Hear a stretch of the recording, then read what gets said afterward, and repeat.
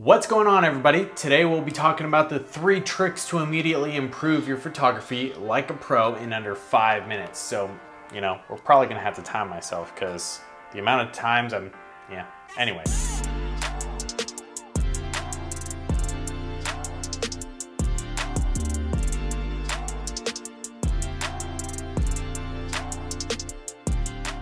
If you're new here, thanks for joining. My name is Andrew Card and I am the owner of Pause Capture Create. I'm a photographer and videographer based out of San Francisco, and in this channel, we're gonna talk about photography and videography, tips and tricks, product reviews, and from time to time, you'll get my personal take on business, personal growth, or even some fun travel videos. Before we begin today, please take a moment to subscribe, share, and leave a comment behind so that I can get a chance to get to meet you. And again, thank you for stopping in. I really do appreciate it. Well, let's get going. Hey, just for all of you that have made it this far, I want to let you know there is a bonus tip at the end, so stay tuned for this. Tip number 1 is leveling the horizon. This first trick is super simple and it is often overlooked. In fact, when I was first starting photography, I was so proud of my work, and then all of a sudden somebody pointed out, hey, your horizon isn't level. I didn't really understand why that was so important at the time, but honestly, when you start leveling your horizon, you're gonna notice that it is a major upgrade to your photos. And honestly, it is the simplest fix you can do. If you go into your phone, even on the settings when you take a photo, you should be able to straighten out your photo. In fact, it's even easier. They have a button that's called straighten, and it often lines up your horizon. Now, there are some times where, it takes it out of proportion or flips it out of whack and you're just not happy with it. So you can actually go in and manually adjust it. Here in San Francisco, it's really easy for me because I have things like the Golden Gate Bridge, which is pretty straight. And then you have like the horizon of the ocean, or you can look at some mountains and kind of follow the skyline a little bit there.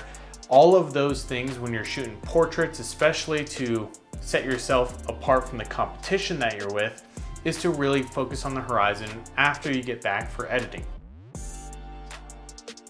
Tip number 2 is the rule of thirds. This is like the most cinematic and practical use of composition that you're probably going to hear about. In fact, if you were to go to YouTube and research rule of thirds, there's thousands of videos of people talking about it. In fact, most phones now, if you go into the settings, you can apply a grid rule. In fact, some of you probably have the grid on your phone right now when you take pictures, but you don't really understand what it's used for. Well, this is it. It's to actually make better composition for your photos. Now, let me give you a couple tips on how that actually works. So right now, when you're watching this screen, I have the grid on my camera and I'm using it to compose myself. In fact, I have it horizontal. There's 2 bars that are on the side, and then there's 2 bars that stretch across the middle. My eyes are directly on the upper bar in the middle. And that is one of the major tips that we can apply immediately. So if you're taking a picture, a horizontal picture, and you want to put your subject right in the middle, put their eyes right on that top bar. It's really gonna give a nice separation in the top, but also making sure that the focus stays directly on your subject and draws the viewers right onto their eyes. So once you start to understand the rule of thirds and the grid that's on your phone or your camera, start to move your subject around on those lines or those cross points between the vertical and the horizontal lines. If you want to get more creative, you can put the eye of your subject on the cross lines between the top vertical and the top horizontal line. Whether you're doing it a vertical picture or horizontal picture, you can apply the same concept. Now, if you've taken a picture and you've taken it back to Lightroom or your editing software and you realize it's not exactly where you want it to be on the rule of thirds, don't sweat it.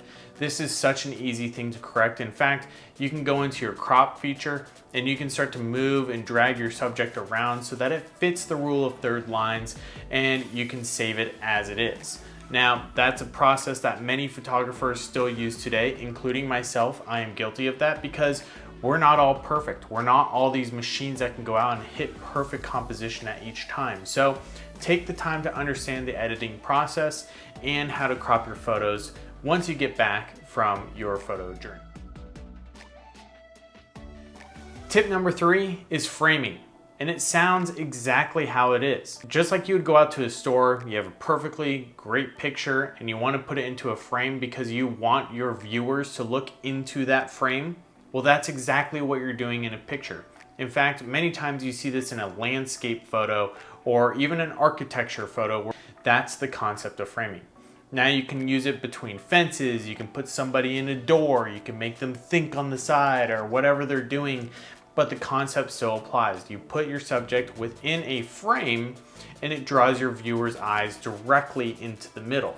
Now, there is another trick to this, which is pretty cool, and I do use it often. Ideally, what you want to do is add a little bit of foreground in your picture, and then you want to put your subject in the middle, and then in the background, you're kind of putting it on the opposite side of the rule of thirds, and so you're framing them with the foreground, the subject's in the middle, and then you have the background, which frames up your subject nice and even in your picture. All right, this bonus tip is probably something you've heard from a lot of photographers, but really get out and shoot. Like, don't go out and take 2 photos and come back and then just use those 2 photos to master your newfound photography tips. You need to be shooting like 10 to 15 to 300. I'm not exaggerating there. I promise you, the more photos you take, the better you're gonna get. Now, I'm gonna give you an example of myself because this is how I learned. I would go out with my phone, I would snap a few photos here and there, I would come back and wish I had more. So I could learn to crop, I could learn to position my subject a little bit more.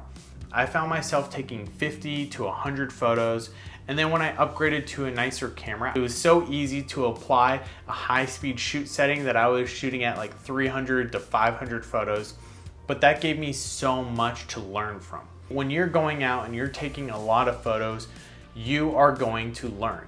So that's it. Those are my 3 tips to immediately improve your photography like a pro in under 5 minutes. I don't know if I made it in under 5 minutes. Did I? Well, we'll find out here. Next time you're out taking some photos with your friends or you see something amazing that you want to capture on a hike while visiting a new place, put these tips to use and you will immediately level up your game.